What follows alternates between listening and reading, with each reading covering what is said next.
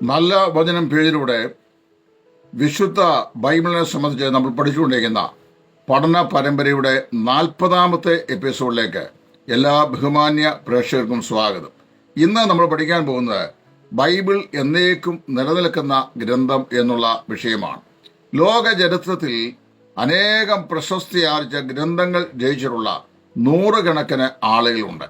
ചരിത്രം ഒരിക്കലും വിസ്മരിച്ചു കളയാൻ കഴിയാത്ത നിരവധി ആളുകൾ ഈ ലോക ജീവിതത്തിലുണ്ട്.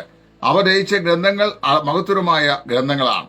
അവയൊക്കെ നൂറ്റാണ്ടുകളായി ഈ ഭൂമിയിൽ ജീവിക്കുന്നുണ്ട്. അനേക ആയിരങ്ങളുടെ പഠനത്തിനും അതുപോലെ തന്നെ തുടർ അന്വേഷണത്തിനും അത് വിധേയമായി തീർന്നിട്ടുണ്ട്. എന്നാൽ വിശുദ്ധ ബൈബിള് നിസ്തുല്യമായ ഒരു ഗ്രന്ഥമാണ്. എന്താണ് അതിന്റെ പ്രത്യേകത? അതിന്റെ പ്രത്യേകതയായി വിശുദ്ധ വേദവസം പറയുന്നത് ദൈവത്തിന്റെ വചനം ജീവനും ചൈതന്യവും ഉള്ളതാണെന്നാണ്. സാക്ഷാൽ ദൈവം താൻ തന്നെയാണ് ജീവൻ. ദൈവത്തിന്റെ വചനവും സാക്ഷാൽ ജീവനാണ്. അത് ദൈവത്തിന്റെ ചൈതന്യം അഥവാ തേജസ് പ്രസരിപ്പിക്കുന്നതായിട്ടുള്ള ദൈവവചനമാണ്. ദൈവം നിശ്വസിച്ചവയാണ്. എന്താണ് തിമോഥെയോസിന്റെ 2-ാം ലേഖനം 3-ാം അധ്യായത്തിന്റെ 16-ാം വാക്യത്തിൽ നാം വായിക്കുന്നത്? ദൈവത്തിന്റെ വചനം എന്ന് പറയുന്നത് തിരുവെഴുത്തുകളാണ്. അത് ദൈവ നിശ്വാസ്യമാണ്. എല്ലാ തിരുവെഴുത്തും ദൈവ നിശ്വാസ്യം ആണെന്നാണ് അവിടെ അപ്പോസ്തലനായ പൗലോസ് പറയുന്നത്. പത്രോസിന്റെ 1-ാം ലേഖനം 1-ാം അധ്യായത്തിന്റെ 2-ാം അധ്യായത്തിന്റെ 21-ാം വാക്യത്തിൽ പത്രോസ് അപ്പോസ്തലൻ പ്രകാരം പറയുന്നു, പ്രവചനം ഒരിക്കലും മനുഷ്യന്റെ സ്വയമായ ബുദ്ധിയാൽ ഉളവായത് അല്ല എന്ന് ആദ്യം തന്നെ അറിഞ്ഞുകൊള്ളണം. ദൈവത്തിന്റെ വചനം എന്ന് പറയുന്നത് ദൈവത്തിൽ നിന്ന് ഉത്ഭവിച്ച് മനുഷ്യരിലൂടെ മാനവികതയ്ക്ക് നൽകിയ ഏറ്റവും വലിയ സന്ദേശമാണ്. ഞാൻ ആദ്യ നാളുകൾ ഈ പഠനത്തിന്റെ പ്രാരംഭ സമയത്ത് ഓർപ്പിച്ച പോലെ ഈ ദൈവം കാലാകാലങ്ങളിലായി തന്റെ ഭൃത്യന്മാർ മുഖാന്തരമായി തന്നെക്കുറിച്ച് നൽകിയ വെളിപ്പാടുകളുടെ ക്രോഡീകരണമാണ് ഈ വിശുദ്ധ ബൈബിൾ.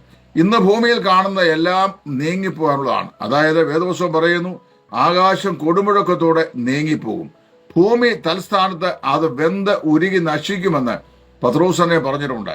ഇപ്പോഴത്തെ ആകാശം ഇപ്പോഴത്തെ ഭൂമിയും അഗ്നിക്കായി സൂക്ഷിച്ചിരിക്കുകയാണെന്നും അതൊരു ദിവസം അത് വസ്ത്രം പോലെ ഉരുണ്ട മാറിപ്പോകും എന്ന് പറഞ്ഞിട്ടുണ്ട്. എന്നാൽ ദൈവത്തിന്റെ വചനം ഒരു നാളും അത് ഇല്ലാതെയാകുകയില്ല. പുല്ല് ഉതിർന്നു പോയി, പൂവ് വാടിപ്പോയി, കർത്താവിന്റെ വചനമോ എന്നേക്കും നിലനിൽക്കുന്നു എന്നാണ് ദൈവത്തിന്റെ വചനം പറയുന്നത്. യഹോവേ, നിന്റെ വചനം സ്വർഗത്തിൽ എന്നേക്കും സ്ഥിരമായിരിക്കുന്നുവെന്ന് ദാവീദ് രാജാവ് പ്രസ്താവിച്ചിട്ടുണ്ട്.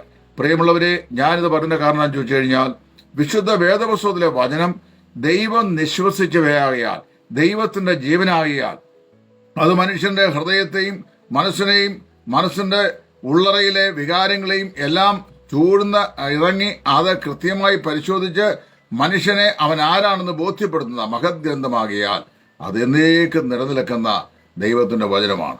ആകാശവും ഭൂമിയും ഒഴിഞ്ഞു പോകും. നാം ജീവിക്കുന്ന ഈ ജീവിതത്തിലെ എല്ലാ സംഗതികളും നീങ്ങിപ്പോകും. ഈ പ്രപഞ്ചം തന്നെ ഇല്ലാതെയായിത്തീരും. മനുഷ്യ ജീവിതം തന്നെ ഇല്ലാതെയായിത്തീരും. മനുഷ്യൻ കെട്ടിപ്പടുത്ത സാംസ്കാരികളെല്ലാം അത് തവിട്ടുപൊടിയായി മാറും.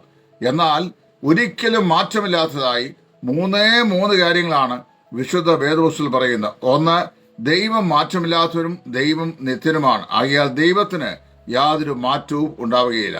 2, ദൈവത്തിന്റെ വചനം ദൈവത്തിന്റെ ശ്വാസമാകിയാൽ ദൈവത്തിന്റെ വചനത്തിന് ഒരു നാളും ഒരു മാറ്റവും ഉണ്ടാകുകയില്ല.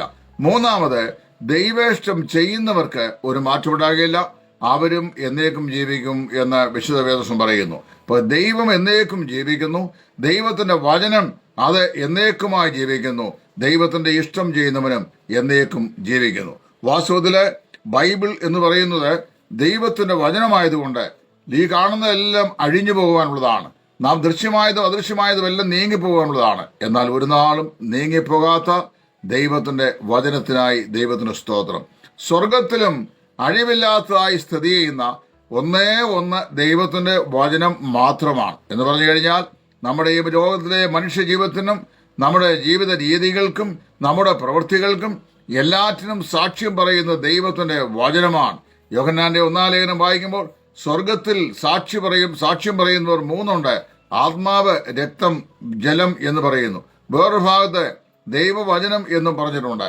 അപ്പൊ സ്വർഗത്തിൽ എന്നേക്കും സ്ഥിരമായിരിക്കുന്ന ദൈവത്തിന്റെ വചനം എന്ന് പറയുന്നത് അത് മാറ്റമില്ലാത്ത ഒന്നാണ്. അതാണ് ദൈവം കാലാകാലങ്ങളിലായി 40-ലധികം എഴുത്തുകാരിലൂടെ 1600 പരം വർഷങ്ങൾ കൊണ്ട് മനുഷ്യവർഗത്തിന്റെ ജീവരക്ഷയ്ക്കായി, ആത്മരക്ഷയ്ക്കായി ദൈവം നൽകിയ സന്ദേശം. അതുകൊണ്ട് ഞാൻ ഈ വാക്കിൽ ഇവിടെ നിർത്തുമ്പോൾ ഇപ്രകാരം ഓർപ്പിക്കട്ടെ: ഇന്ന് കാണുന്നത് എല്ലാം അഴിഞ്ഞു പോകും.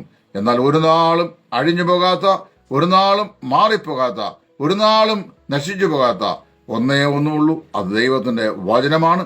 ഈ ദൈവവചനമായ വിശുദ്ധ ബൈബിൾ വായിച്ച് പഠിച്ച് വചനസത്യങ്ങളെ ഗ്രഹിച്ച് രക്ഷിക്കപ്പെട്ട് നിത്യജീവന്റെ പങ്കാളികളായി തരുവാൻ സ്വർഗത്തിലെ ദൈവം നിങ്ങളേവരെയും വിശുദ്ധ ബൈബിൾ എന്ന ഈ പഠന പരമ്പരയിലൂടെയുള്ള എപ്പിസോഡുകളാൽ സഹായിക്കട്ടെ എന്ന് ആത്മാർത്ഥമായി പ്രാർത്ഥിച്ചുകൊണ്ട് നിങ്ങളെ എല്ലാവരെയും ദൈവത്തിന്റെ വചനത്താൽ അനുഗ്രഹിച്ചുകൊണ്ട് ഇവിടെ ഈ വാക്കിൽ നിർത്തുന്നു. ദൈവനാമം ഇന്നും എന്നേക്കും മഹത്വപ്പെടുമാറാകട്ടെ. ആമേൻ.